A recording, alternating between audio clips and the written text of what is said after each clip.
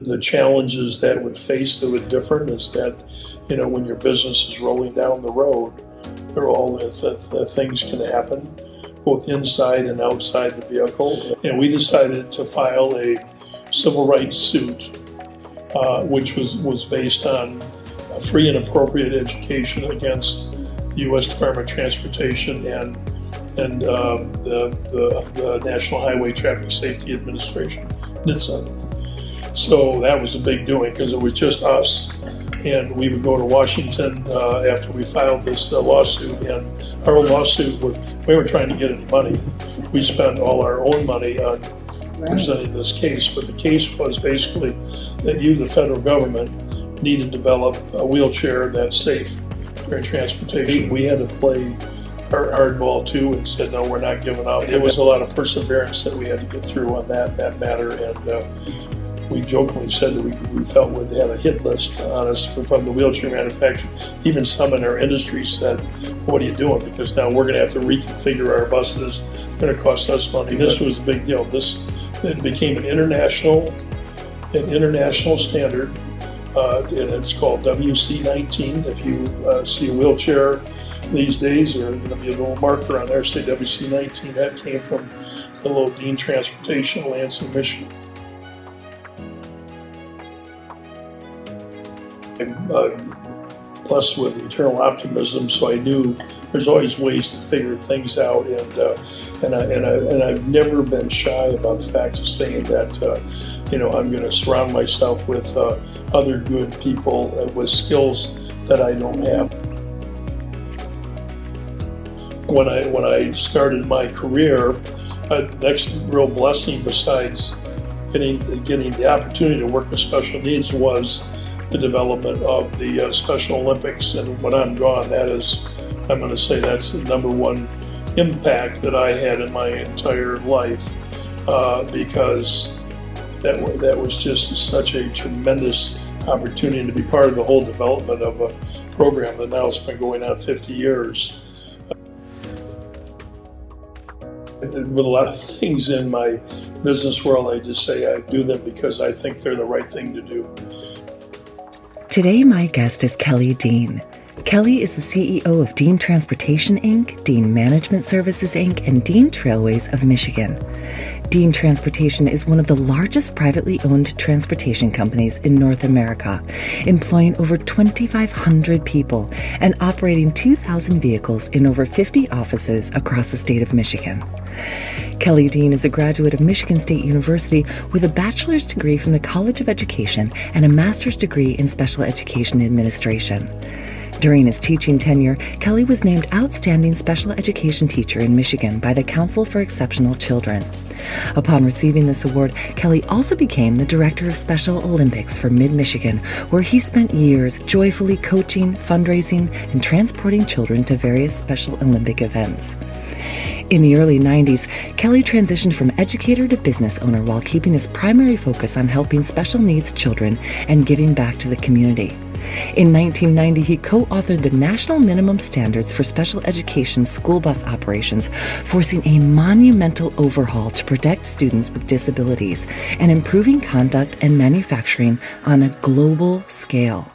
Dean Transportation has revolutionized the special transportation industry specifically for the disabled, having been recognized twice as a top school bus company in North America and having received 2 environmental awards for their commitment to clean transportation. While Dean has set new standards of excellence through his business endeavors, they are equally matched, if not surpassed, by his philanthropic work and achievements in the community. Among more than 18 local and national boards of which Kellie has either chaired or been an impactful member, he has served as the president of the Michigan Association for Pupil Transportation, chairperson of the Michigan Department of Education's Pupil Transportation Advisory Council, chairperson of its Special Education Advisory Committee, and delegate to the National Education of the States. He is an educator at heart, a prolific philanthropist, a consummate connector, and an exceptionally compassionate soul who makes his daily mission to make decisions simply because it's the right thing to do. We are here in the hallowed conference room of the Ariold Transportation Museum, surrounded by paintings and pieces of history as we sit around the very conference table used at Oldsmobile headquarters. So buckle up as we go for a very special ride with Kellie Dean, right here on Soulgasm with Polo Rio Tate. So my first question to you is, what is your passion? What really lights you up? Well, that's a thought-provoking question because probably a lot of things. But, I feel that I have been blessed in a lot of ways. And I've told several folks the story about how I ever got involved in education, and then, which really was the entry point for my current business. If I hadn't studied education, and that was particularly special education, many years ago, I wouldn't be in the school transportation business or the motor coach business as I am right now. So, but that story started with and I guess I have to say my passion. So I really believe strongly that God intervened for me as a 21-year-old, sent me to a school. A professor at Michigan State said they needed some volunteers. They were going to have a special event at the school and needed some volunteers. And it was a good experience for me because I was trying to decide what level of education, what kind of a teacher that I wanted to be. And I guess I should say at this point, related to that, as I look back at making that decision, things were different, and I was kind of looking at education overall as where I could get a job. How could I get hired? Because then there was a lot of teachers, and it was tough to find a job. And I had a sports background. I came here to the East Lansing community to play football at Michigan State, and I was bound and determined I was going to get a good education, which I did, and very thankful and appreciative of that. I felt a calling as it related to special education. So I went out to this school in Lansing called the Marvin Beekman Center, just celebrating like 60 years they have been in existence. They are like the premier school of its type in the nation. And what is its type? Because I've grown up with that name. It has been such a staple and such an institution in this area. Yeah. What is the Beekman Center specialized Well, the Beekman Center is named after Marvin E. Beekman. He was a director of special education, I believe both in Lansing School District and the state of Michigan, and very instrumental in establishing special education rules and regulations that became really the rules for our nation. Right here in Michigan, Michigan has always been a leader in programs for special education. So the center was named after him, and great family. And so I went there that day. I had such an impactful time enjoying the students. Now, this I should say for anybody who's watching, listening, these are all very seriously impaired students, cognitively and physically challenged, and then students in wheelchairs, students who have physical limitations, and so on. And so, as I said, I really feel going back, it was God sending me. That was a moment in my life right at 21 that I went there, and it changed my life. I left there that day. The assistant principal gave me an application for a job to become a teacher's aide. And I was still going to Michigan State. That day. And I left there. He said to go down to Lansing and fill out the application. I said to him, well, you're going to tell me where's Lansing, because I didn't know any way around. And I got and I applied, and I got hired right away. And it was still, when I'm gone, I'm going to say that's the best job I ever had in my whole life. I was a teacher's assistant working with very similar students, and I absolutely loved every minute of my time there. And so, and then again, that had such an influence. I went back and changed my major to special education, and then I studied. I graduated from Michigan State with an undergraduate special ed degree on a Friday.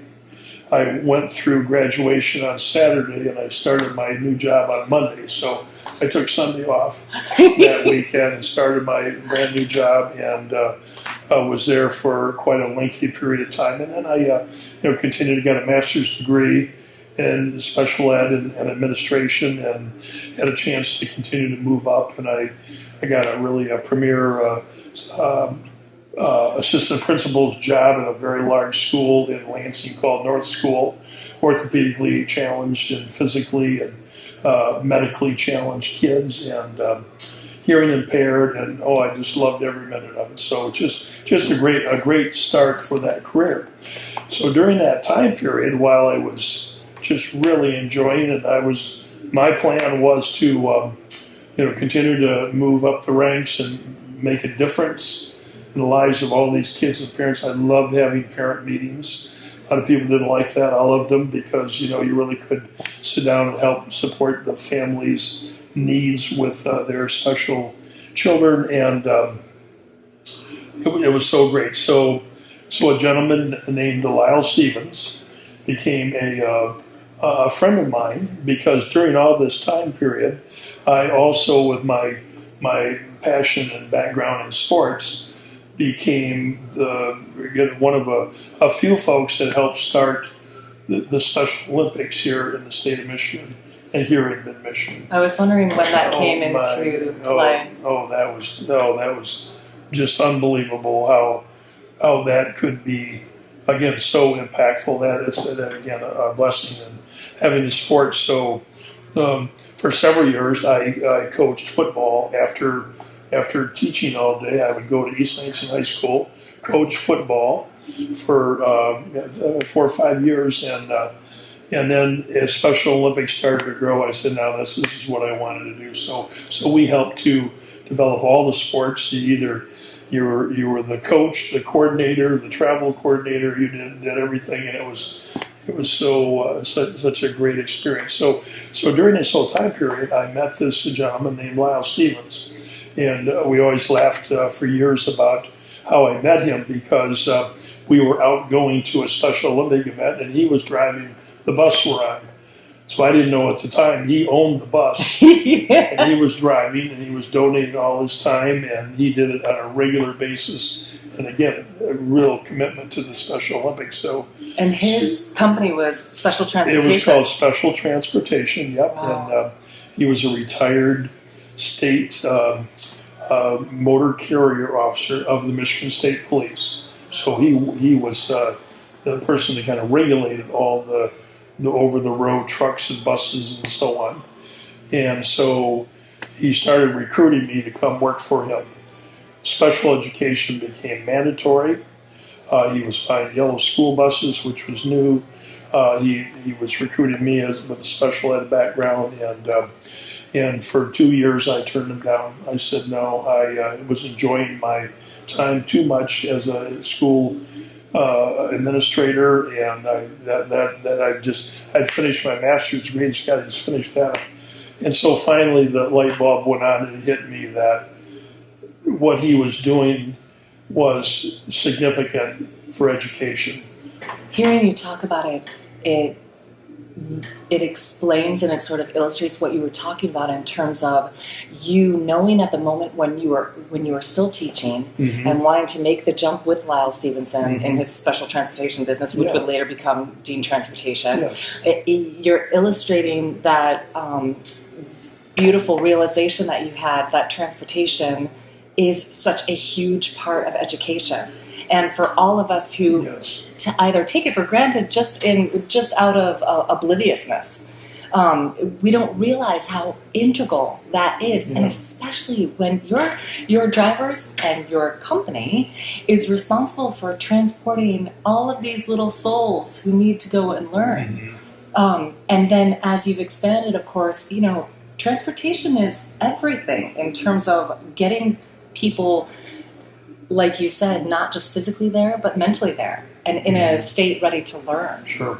So if you wouldn't mind, talk a little bit about that realization and what led you then to go full-time with Lyle Sure. Stevens. The 2 years I turned him down politely, and I'm very appreciative, but I felt I was on a track that I should continue on, and it was thoroughly enjoying being in a school. My school was the Henry North School. Had great folks to work with there. There were 715 students in the building. It was a big elementary school. An elementary school that big, wow. And I was in charge of all the physically or otherwise health impaired. These are students with spina bifida, muscular dystrophy, hearing impairments, and so on, who were integrated into regular classrooms. It was really a cool school. And May I ask you, what did you love most about working with students directly, like that, in that capacity? Teaching?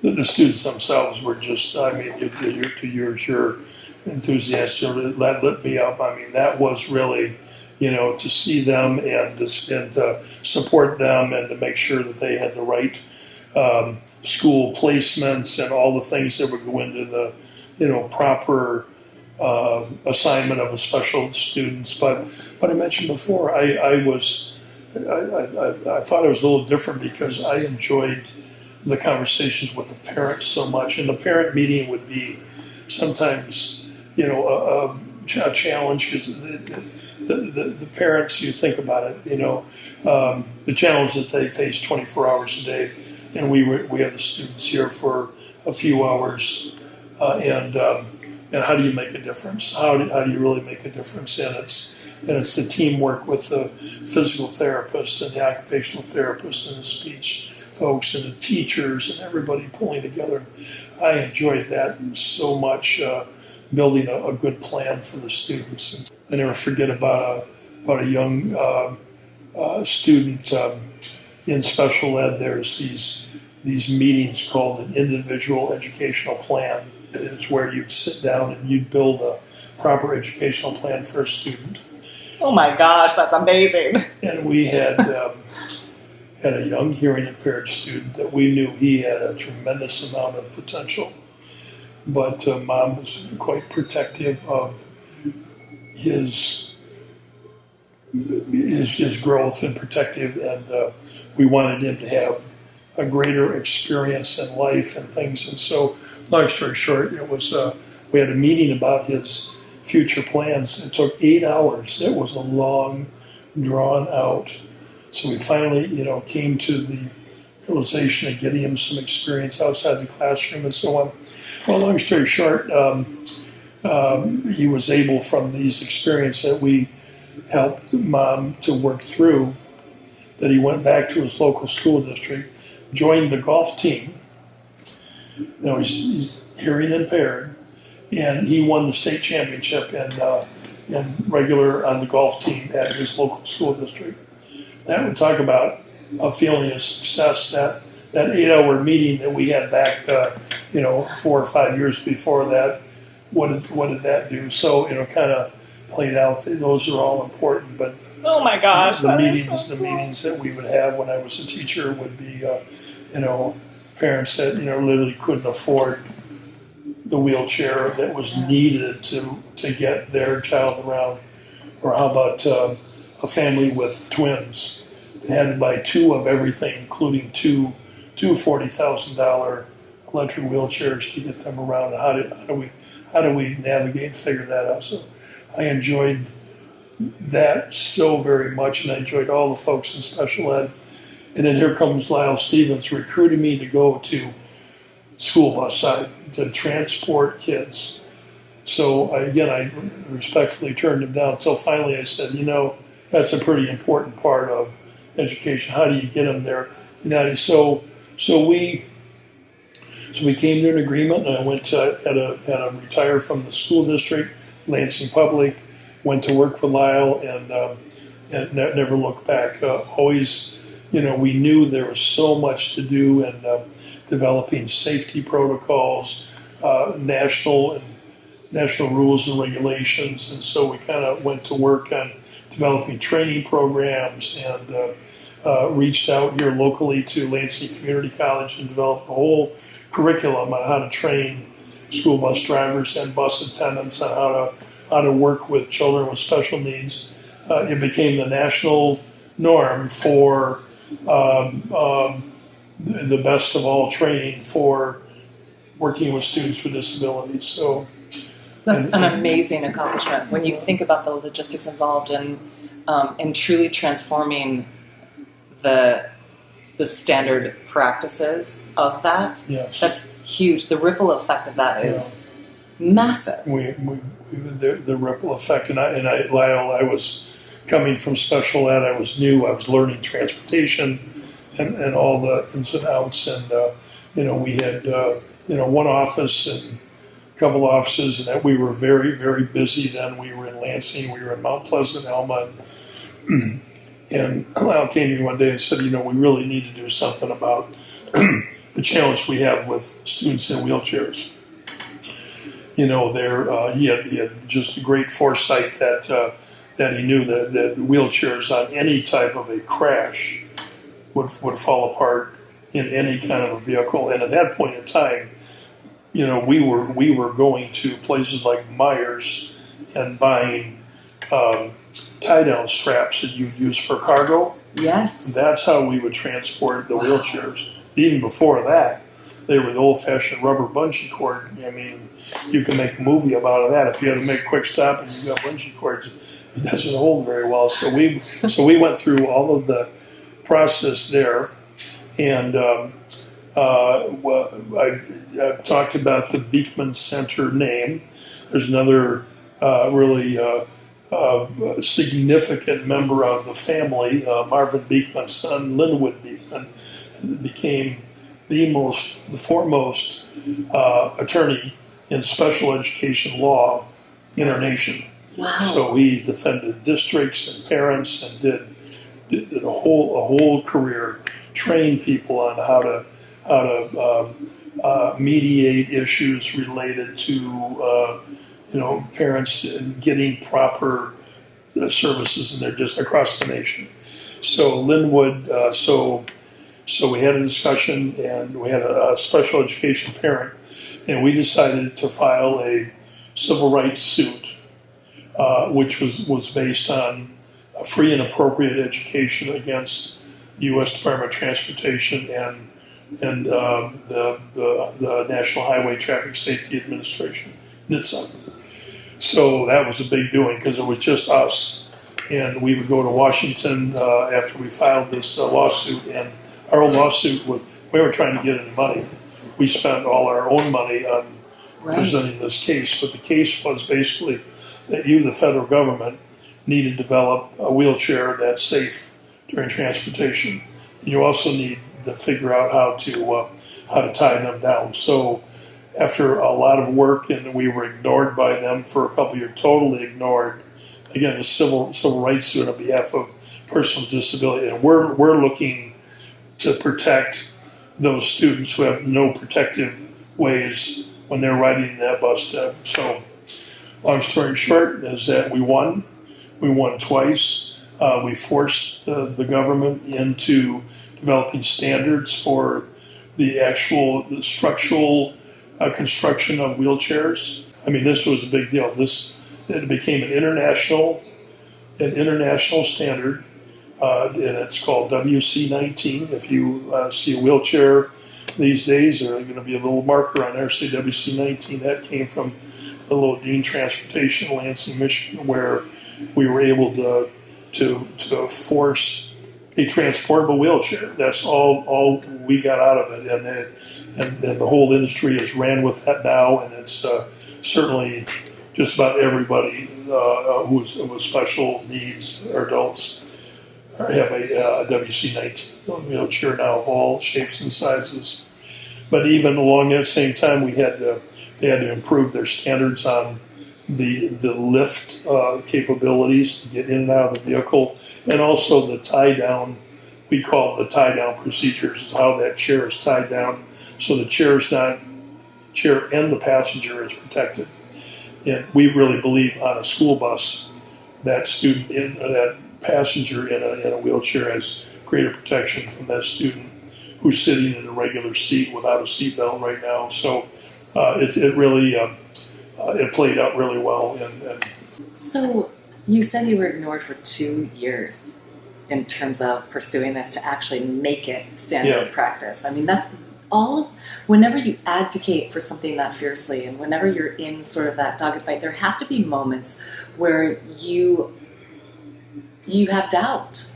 What is your why that kept you moving through that fight? Because it is time, it's money, it's energy, it's a fight, right? And I would imagine being a business owner in general, you have those fights anyway.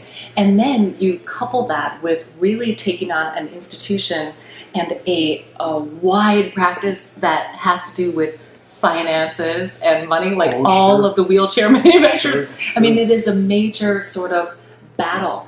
What propelled you through the doubt? What was your why during that time, that fire in your belly? That is a great point, because we would go regularly, scheduled, and it was difficult to get these meetings, but we would go to Washington and meet with the attorneys for the National Highway Traffic Safety Administration, and we'd always laugh because they would come in their suits, and basically just everything was no. And I mean, so finally we got a reaction from them. They said, well, prove to us the body count. Tell us how many folks have been injured. How many deaths have there been? And they're kind of relating it to the auto industry. We had to pull our own experts in. So we got enough, but we had to play hardball too, and said, no, we're not giving up. We jokingly said that we felt we had a hit list on us from the wheelchair manufacturer. Even some in our industry said, what are you doing? Because now we're going to have to reconfigure our buses. It's going to cost us money. But I said, no.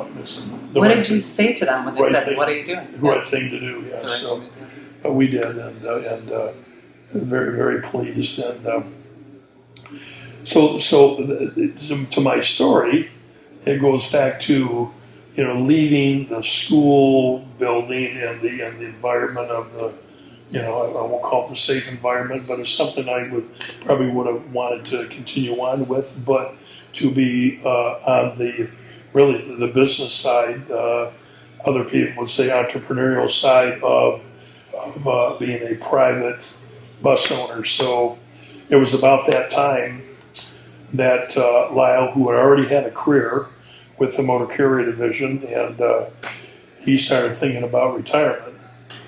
So he never admitted when he hired me back before that he always said this later, that I was his retirement plan. He just didn't tell me that. So after a while, after like 5 years, we started talking about just how do I, here I'm an educator, teacher, administrator with no money, and I'm trying to figure out again how do I purchase the business where he had sacrificed for, at that point, quite a few years to build his business. So, but we structured a plan and was able to get him his opportunity for retirement, and that it all worked out, and we kind of went from there. So when you started really to enact the succession plan, and my question, my true question underneath all of this is, what gives us the permission to really pursue our passion? And sometimes it's not something that we're conscious of. We're just following the energy of what really feels good. And what you're talking about in terms of like, you knew it was the right thing to do, and so you just kept doggedly doing it. It's just sort of what you do. Were there any moments that, especially in taking over a brand new business, a totally different industry in terms of being an entrepreneur, now a business owner, now you're taking over this company, your background is in education, and yet all of those qualities, those beautiful qualities that you talk about in terms of the parent-teacher conferences, the administrative part of the school, all of those things that you love are all superpowers of yours, by the way, that I've witnessed with you in the community. How did you know, or did you figure out as you went along what to sort of pull in? How did you get through those moments of doubt how did you figure out how to buy that business when you were coming from education, which we know is not paid well?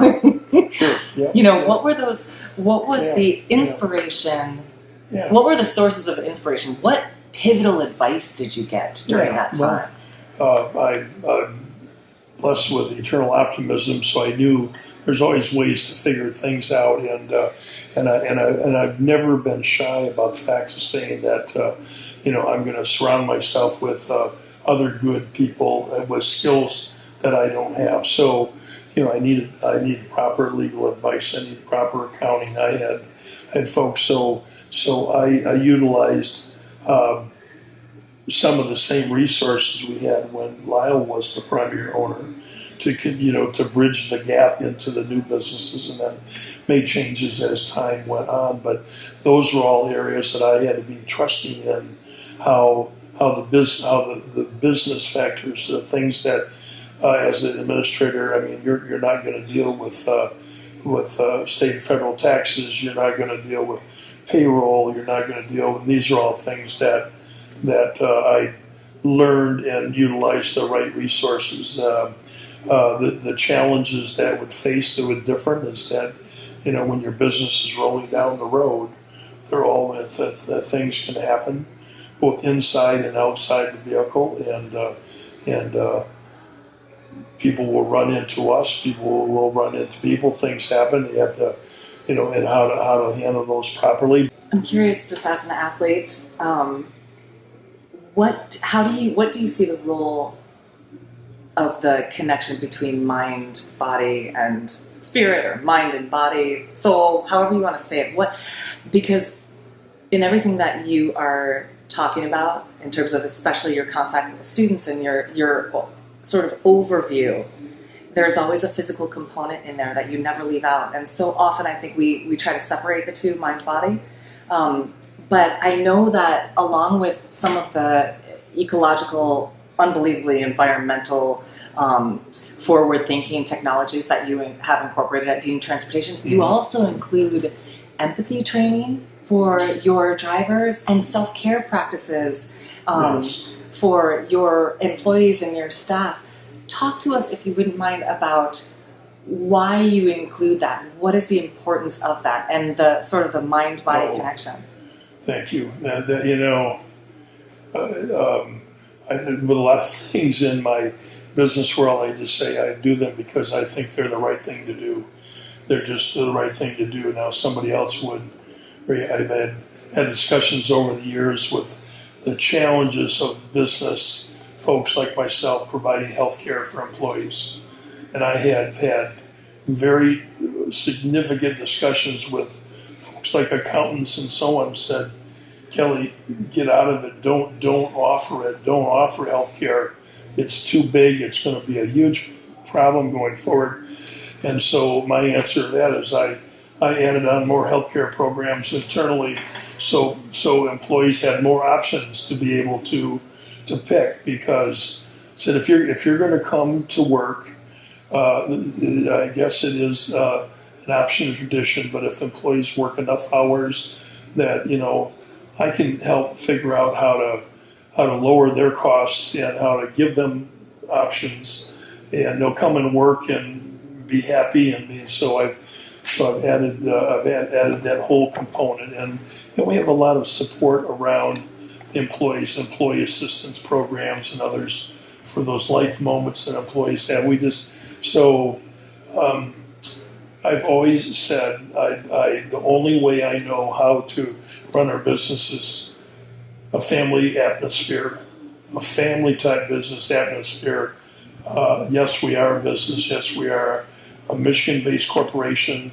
We have to follow every bit of rule, but why do we have to act corporate every day when we can employ folks, have them feel good about this great job that they're providing, feel good about the contributions they're making, and be part of a family business. So, and at that point, when I started talking about my vision on just being a family atmosphere, and I'm talking about simple things like I love to have end of the year appreciation gatherings.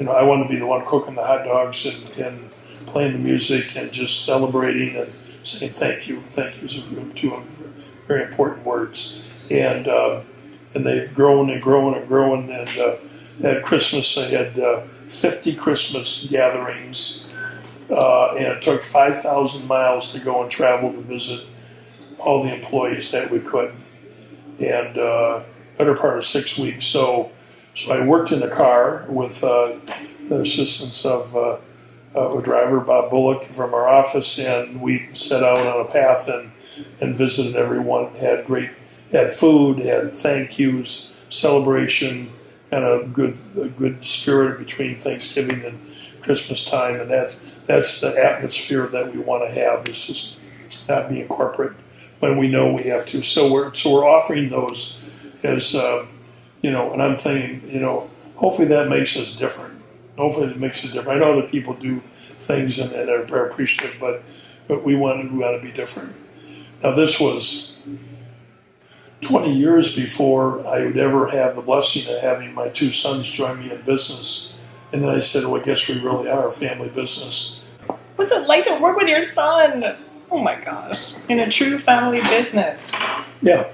That's really cool. We never think, that's a whole other story. Yeah, and how that developed, So, yes. Pat went to Notre Dame to get his MBA. That's what I thought. So when we met at your offices for the Athena, right? Yeah, that's when I actually first met Pat for the first time. Yeah. And that's so cool that he went for his MBA. MBA, yep. So the Mendoza Business School. Yes. You're all familiar with all that. I am familiar. So impressive, and he came in and said, "I'm not getting any younger, and I think I should get an MBA, and Notre Dame's the only place I want to go, kind of like you." Ooh, you just gave me rolling chills. Yeah, and he said, that's what I want to do, and so I had to write him a letter as his employer. And an unbiased employer. That was a good letter, too, and so I'll be darned if he has some others, but he got in. Amazing. But then he now I can brag as a dad because he played baseball at Eastern Michigan. He did. I didn't know that. Came out of Lansing. He certainly has the height and the genes for it. He could have done same thing, football or whatever. But anyways, long story short, he had like how do you play a sport and do an internship or any of that stuff that all the rest of the students are doing, all the stuff overseas, all the campus. So anyway,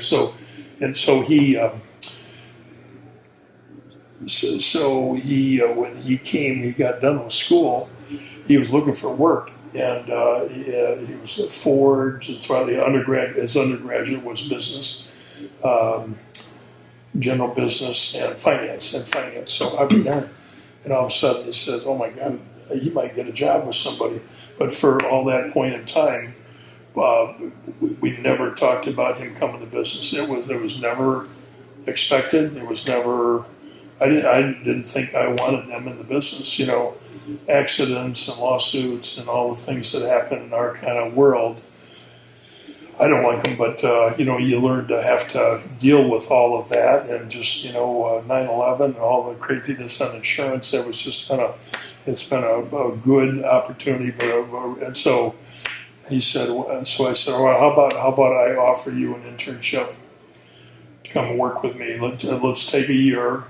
I'll get you involved with every aspect, every bit of the business, and then end of the year you don't like it or don't want to work with me or however that works, and you get plenty of opportunity, but you use this as kind of the catch up on the internship. And so, but he's president now. He's been there 15 years and very comfortable. I mean, now he goes to meets with school superintendents and all, and I have no worry. He's just, he can do it better than I could have. So, isn't that amazing that without pushing him, without it being an expectation, either overt or covertly an expectation, he came to it on his own organically. And how cool is that? Even, I'm positive it's not easy all the time to work with sure, family. yeah. And especially you wanting to protect him from things, him wanting to have autonomy, you know, Sure. in his Oh, own yeah. way. Like, Sure. I'm Yeah. sure that has been a challenge. And also, how cool is Yeah. that? To be Yeah, able to yeah. know that your legacy Yeah. is staying within the family. It was, Polo, you're so right, because it's when we got started, it was really about getting him more experience, and that was in finance and accounting and contracts and just operations. And but since he's come on board, we've more than doubled in size, and we've lived through the pandemic and just the experiences that he's had. So Pat he's the oldest, so I was very comfortable a year ago naming him president of the company, because that needs to be the succession plan. I continued to stay in a role with his approval as the CEO, but really I'm at a point that I work for him because he's the president and overseeing operations and has a lot of autonomy and responsibility. And then two sons, second Christopher, master's plus degrees at Michigan State in engineering, worked in the department, worked in the academia of engineering at MSU. So good student, did well, and Chris kind of got tired with the academia and said, "Dad, is there an opportunity to join you in the family business? And am I going to miss out if we don't talk about this as something?" And so I said, "Well, we're going to have to talk to your brother, Pat, who's, again, he's not president yet at this point in time, but I have to tell Pat because he thinks you should be out fixing the roads and building bridges and doing all those things based on your studies and so on." But I knew full well, I was so excited that Chris was going to join me as well, because if anybody has an engineer on their team is blessed and lucky, because Chris can do anything from IT to structures and organizational development, and so he and his brother Pat complement each other well. So I introduced Pat as our MBA, and Chris is our engineer, and he oversees all of our technologies, and then I'm a teacher in the middle of both of them with a lot of other support. Our business is run by a lot of really good people, teamwork. So you have a dream team. I have a dream team. Yeah, you really have. That's good. Thank you for really naming cool. them that, because they are. They are. In so many ways. Yeah, You can feel it. What they do. It's actually palpable when you walk into your office building, or anytime it comes with you, if for lack of a better term, it comes with you in your aura and theirs. There is an air of compassion and trust and integrity that is. There's no logical explanation for it unless you look at, of course, your track record and all that you've done. It is just a feeling. It's a vibration, and it's palpable. Really? Oh, Yeah. Well, thank you for sharing that, because I believe that to be true, and we attract really good people. The special work that we get to do is really special, and not everybody would want to drive any kind of a vehicle, let alone a yellow school bus. And then on top of that, more than half of our 80,000 passengers a day have special needs.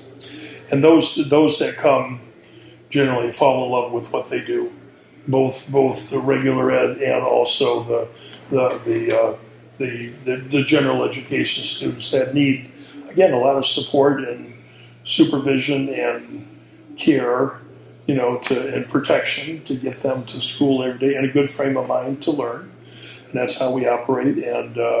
And so they come and stay. And those that have been with me have come and stayed a long time, and I'm blessed by that and their professional contributions they've made to help our business to grow and to do the right thing. And so those are those are some of the passions. We spend a considerable amount of time just really paying attention to our employees, their needs, their challenges, their families, and just things that kind of wrap around, to be the right kind of business where they would want to come to work. And it's not as much as that, we need them to come to work because, that's all true. We need them to come to work. And we have a job we have to do. But, to come to work and want to feel good about the job because that's going to all translate to all the passengers, into the parents, into the district, and the teachers that meet them at curbside every day, and the aides that meet them at curbside, all that, they feel good about being a Dean Transportation employee. You said before in the very, very beginning that one of your greatest passions is community. And it seems like you made it a point in the forefront in cultivating your business and sort of making it your own when it went from special transportation and into Dean Transportation to really cultivate that community and that family atmosphere in your corporation. It translates into your philanthropic work in the greater community. So not only have you had, not only is Dean Transportation one of the largest privately owned companies in North America, yes? Yes. But your philanthropic impact in the community ripples out beyond measure. Mm-hmm. And that's how you and I have been fortunate enough to sort of meet and for me to be able to witness your brilliance in that realm too. And it's very similar to what you were just explaining. So talk to us, if you wouldn't mind, about just a little bit about your connection to the community, the importance of that. Sure. You're heavily involved in so many beautiful causes. You have so many balls in the air that you juggle at one time. How do you do it? What's your why and what keeps you going? Why is it important? Thank you. You're too kind, Polo. Thank you. But it's and again, I think I get a lot more out of than I can give because I don't mean corny. It's the right thing for us to do. And we talk about, if we, as a Dean business, if we are in Colon, Michigan, we have an office in Colon, Michigan, with like 6 employees. 6. We're in Muskegon with 100 plus, and we're in Grand Rapids Public with 200 plus, and Lansing, Battle Creek, just Alpena, and all different shapes and sizes. We go there with sincere honesty, is that we want to be part of each of those communities. If the superintendent wants to build a playground, then we do too. We want to help them. If they have special needs within the school that we can help with, they need a bus for a special event or need a bus in a parade, we're all in. We're all in, and we will do whatever we can do because we want to be there. Every community that we go into, we generally have, we have a very binding legal contract as a Michigan company, and we have to buy buses and make commitments and hire folks. But I go in with the mindset that we're going to be there forever. Mm-hmm. But it really is by contract 5 years at a time. And hopefully we plan on renewing because we're going to do such a good job in those 5 years. No, they're not going to want anybody else to come in and do our job because we are committed. So it takes a bit of work wherever we're at throughout. And so that the community involvement is just, I have to relate it back to my mom and dad and growing up in Pontiac, Michigan, because I had the absolute pleasure of growing up in a very small Catholic school in Pontiac. And like other Catholics at their time, that the way they get by is running bingo games. And so my dad was in charge of the bingo and the PTA and all different kind of things. And I watched him work so hard and passionately about, to make a difference there. And then when I started my career, the next real blessing besides getting the opportunity to work with special needs was the development of the Special Olympics. And when I'm gone, I'm going to say that's the number one impact that I had in my entire life, because that was just such a tremendous opportunity to be part of the whole development of a program that now has been going on 50 years. The Mid-Michigan program was really what I was responsible for. Had a lot of great volunteers who really did super things to make this all work, and we had a lot of fun watching that. But that is, if one day you're the coach, the next day you're the fundraiser. Wow. And because you had to raise enough money to buy the uniforms and travel and play in the hotel, all the things that we want. So it was just a delight. And so I kind of learned right then is that that part of giving is something pretty special. This is going to be a weird question, probably a very basic question, but I wonder, how do you know when something is just the right thing to do? What do you feel in your body? Do you get sort of, what tells you that it's just the right thing to do? Well, yeah, I guess we do sort those out. We get a lot of requests, and I laugh about it. I just said, hey, we're just a bus company, but this last year, Courtney Boldman, who was instrumental, I would never have thought, but Courtney was looking for opportunities in the nonprofit world, and my son Pat and Chris and I, we had a discussion and just said, God, maybe we could use her at Dean with all his requests. The first thing we figured out is that last year we had 600 requests from community folks. That is an enormous amount to have to sift through just to honor all of the requests that come in. So that's the answer to your question. Yeah, we had to sort through those, and that's from the school, elementary school carnival to somebody, and so we keep it educationally oriented overall, and there's a lot of those, and where you can make a difference with kids, and some of them have risen to the top. We donate a lot of transportation to the Special Olympics because that's, again, my passion and where I came from, and you referenced the fact that the Lansing School District, where I got my first job as the parapro teacher administrator. So I said, nope, I need to give back. That's all important. So anytime Lansing has a bond campaign, I want to help. And the new buildings are being built. It's very exciting for them here in the community. But 12 years ago, I was invited to sit on a committee called the Promise Zone.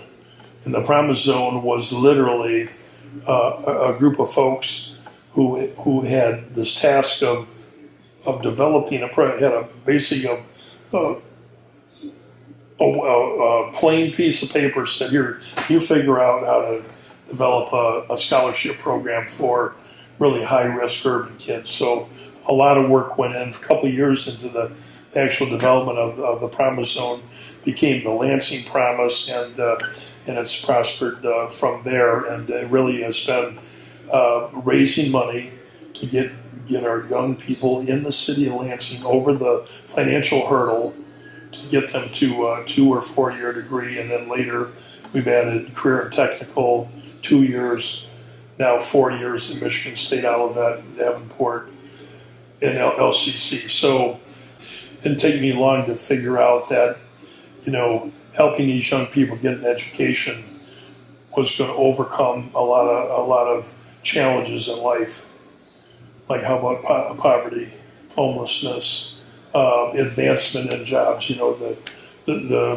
The economists would say with that higher education, make $1 million more in your lifetime. How about these young people living and working here? Workforce development. There's so many things that are positive that this education, but getting over the hurdle. And we early on, Polo, we heard these stories about, and we had a lot of families here in this great community we live who had great careers working at places like General Motors and Fisher Body and all the others who said, I make a good life my kids can do the same. And they didn't have this conversation about, do you need to go off to a higher education? So it's taken a lot of continual messaging. Remember when we gave out our first scholarship, we didn't have any money in the bank, but we were going to figure that out. And we gave out 80 the first year. And this last year, it's 12, so let's say we've given scholarships out for 10 years or so. We've gone over 2,000 Lansing-based kids that have gone now with some starting a form of education, all from the city of Lansing. So it's really been a blessing to be part of it. There's a lot of people that are helping, a ton of people that are helping, and most recently, what a blessing it is to have Irvin Magic Johnson understand and consider the importance of this for his city, where he grew up, and making a difference and creating a business and creating opportunities for our youth here. So Irvin has come back literally sharing his hard work and wealth here to help us to raise more dollars to help our young people prosper. That partnership was absolutely magical, for lack of a better magical, yes. lack of a better term. And I attribute it to the doggedness and the passion project for you and Justin Sheehan and the board to really cultivate that over 12 years. Yeah. To be able to make a difference in over 2,000 students' lives now, that's an insane number. And the ripple effect from that, the number one sort of byproduct of that is generational hope, as opposed to an indictment given the circumstances into which you're born. And it's that right there, the crux of that magic, to open it up in terms of really inspiration and then back it up with implementation is just, it's magnificent to watch. And it's something that you do not just in the Lansing Promise, but it is absolutely beautiful to witness.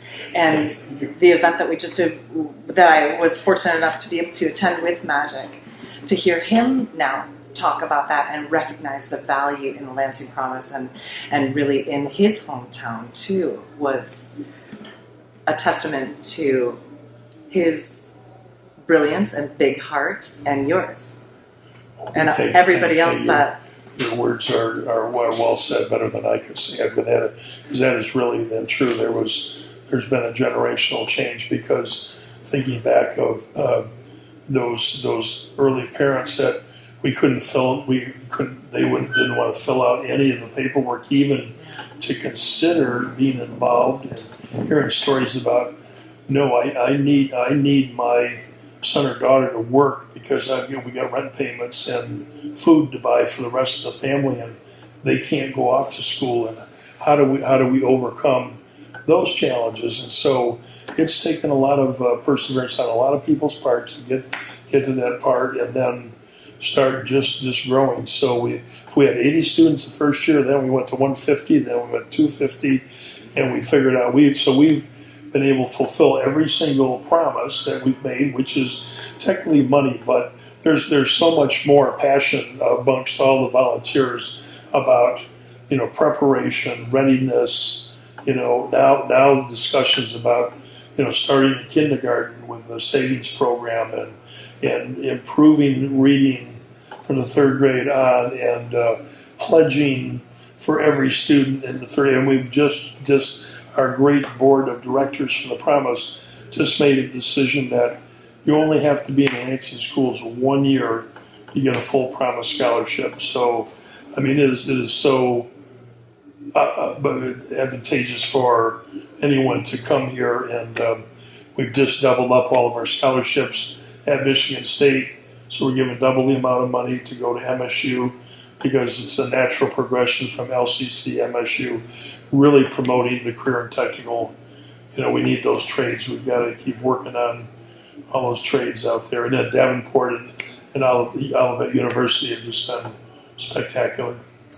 So you talk about hope, and you speak so beautifully of sort of changing the culture and the expectation in the lives of these children who are being seen and heard and recognized and supported. Mm-hmm. What role does worthiness play in success, in your opinion? Worthiness. The feeling of worthiness. Well, for that individual themselves, it means so much that they're worthy, that they amount to something, that people care about them. You know, if we had 10 promised scholars here and kind of surveyed them about this opportunity to be a promised scholar and this opportunity, probably every single one of them is independently is going to say thank you. They can't believe there's a whole group of folks that they don't even know, who don't know them, that are standing behind them to help them financially to overcome this hurdle they've got. That has just been a phenomenon in my mind. And then, as we really pursue the data with the universities and the LCC and all combined, you know, we're finding that our students, who maybe others might criticize as urban kids that maybe, you know, maybe wouldn't be your best academic performers, are performing higher than all the rest of the students that are already in a great place like MSU. Their persistence, staying in school, succeeding, and you know, and we heard at our recent event with Irvin Johnson, students that are in James Madison College. They're studying pre-med, pre-law, our future social workers. I mean, the level of their intensity and their success is that makes you feel this is all very, very worthwhile. For somebody and for a group of people and for a board, for an organization like the Lansing Promise, that type of organization, to see that little pilot light inside of a child and be willing to stoke those embers and really fan the flames of their passion so that they are lit up and ready to take on the world in a different way than they have before, that feels like the right thing to do. Oh my God, Paul, you're so right. I have to work hard as a chairman of this. Probably one of my number one goals is to make sure that our board sees these young people. Yes. They get lit up with that flame and sees them and hears their stories and sees their success to make sure they know why they do what they do. This is life-changing. It's economic development at the same time. It's about the future of our community, our neighborhoods, all that we want to succeed. To have the Lansing Regional Chamber as a great partner all these times, other nonprofits across the region or the nation would die for that, as they would all die to have Irvin Magic Johnson in your back corner here saying, this is important, this is how we're going to change the world, and he's doing it internationally as he does, but to come back to his hometown with his family and his brother Larry and others is really inspirational. So there's so much that we started typical Lansing. It was the blue collar grassroots, everybody pulling together, everybody contributing, and then the nonprofit funders world, we call the funders world, continued to grow with us. The Pentecost Funding is a great example. They continued to just grow with us, and we were able to continue. So we don't have like Kalamazoo type money, but we have enough to do the right thing that we're doing. I want to be mindful of your time. We always end with what is called a heart seat round instead of a hot seat round. So this is just answers from the heart, the first thing that bubbles up to these 5 questions. Okay, all right. And so get into whatever state you need to get in, just answer from your heart. So your company's core values are proudly displayed and they are integrity, trust, and respect. What would you say is your core code, your top 3 personal values?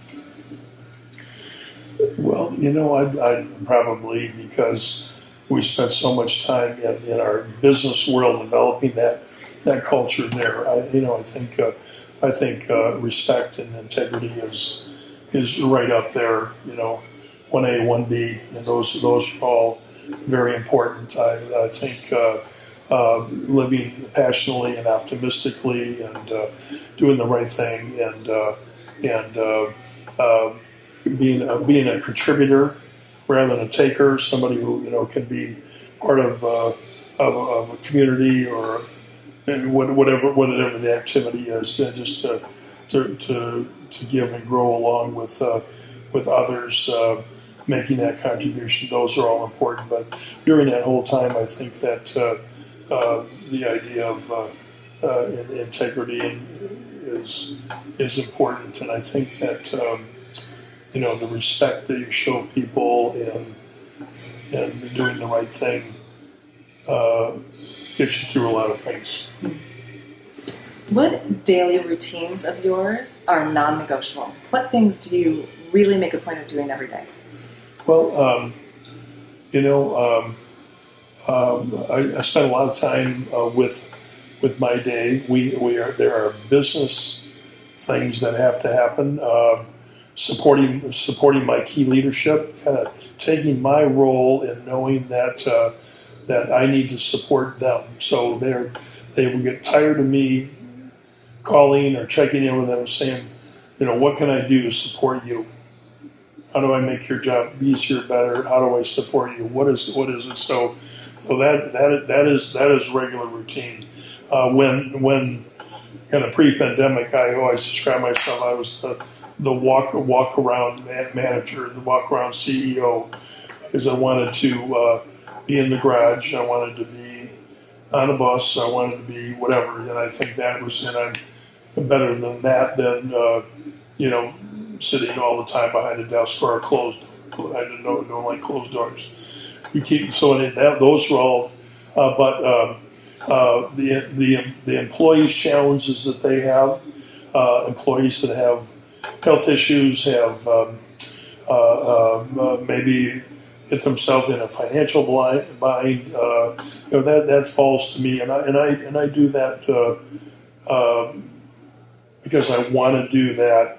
Is work with my staff and my support to make sure we can help them out. I want them to be a vital member of our Dean business family and how we help them. So spend a lot of time in making certain that employees are looked after. So when you feel stressed, what brings you back to center personally? That would be, I think that I'm not good at taking time away, but I am good to know that it's time to just relax. Probably myself, if you can kind of get your business thing handled, and I'm usually looking for some kind of sporting event to kind of drift away and watch. Yes. And, something there. So it's whatever's on for the day, from the NFL draft to the game of the night, and watching the Lions and Spartan fans. So what gets me relaxed is looking for an opportunity to probably go to some event at MSU. Very cool. So what do you consider to be your purpose? Well, I've been told by others and who have decided they want to tell me that that I'm supposedly good about putting people together. It is one of your greatest superpowers. A connector. Makes a connector in people, and so I find myself sometime when somebody tells me the challenge, my mind's already going to where can I connect them with the answer? Where can I connect them with the solution? And how do we do this in business, family, and just what? So I could be criticized, and but with their approval, generally try to be a good connector, and then knowing that I may not have the answer, but I can find somebody who may be able to help, and part of that is just living long enough, and I love people. I've met a lot of people. I believe I have a lot more friends than not friends and negative, and a lot of folks that I feel that I can call upon when somebody beyond myself needs some. So anyways, I get a passion out of that, just helping folks who face challenges. What is something that very few people, if anyone, knows about you? Knows about me. It would have been so I don't know. I want to fish more. I want to be a better fisherman and fish more. So now I got at least a couple, and one grandson in particular who's just taking up fishing and just wanting to spend that time, and may not know that my priority for my weeks now is when the flag football game's going to be on the weekend, or when the Little League baseball games are going to be, and that's the priority for the week right there. They can actually top going to Michigan State game if that game's going, because I'd rather do that. So those are things that I think are important. So again, I guess I could get coined because I've had an athletic background, had it help me started a long time ago. But I really like going to the Wharton Center, the Broadway shows. I couldn't play one instrument. I couldn't do anything, but I have appreciation for those that do, and just the joy of taking time and watching them perform, and at all levels. That is really so that's something that folks would know about me, and I really am kind of a buff about that. I'm not. And so those are all good things. I love music. I love all the areas that which all have. Those are all good. End of the day, calming effects to all of us. Before we wrap up with one final question, I have just a question for you specifically, Sure. because from what I've witnessed, it is one of your greatest superpowers, and I am in awe of it every time we speak, and that is your phenomenal memory. What, do you realize that you have a phenomenal memory? And if so, how did you cultivate that, or is that just something that comes naturally to you? Well, no, I think I'm blessed, and it just comes naturally. Yeah, I do remember a lot of obscure things or whatever, but one thing I laugh about is that we have 2,500 employees, and my personal goal is to know every single one of them by name, and I usually get a lot of people, so I'm pretty good for the first 1,000 employees. After that, it gets a little tough. It gets really tough. So, but I have my ways of just, my job is to make sure I know who's working at Dean. So I spend time when people get hired, and I know where they're at and know what their assignment is, and I check out their backgrounds. I can't be with them every day, but 2-3 times out of the year I'm with them, and so I do my very best. And but that is but that's the fun part, and I try to at least, because I think that everybody has a name.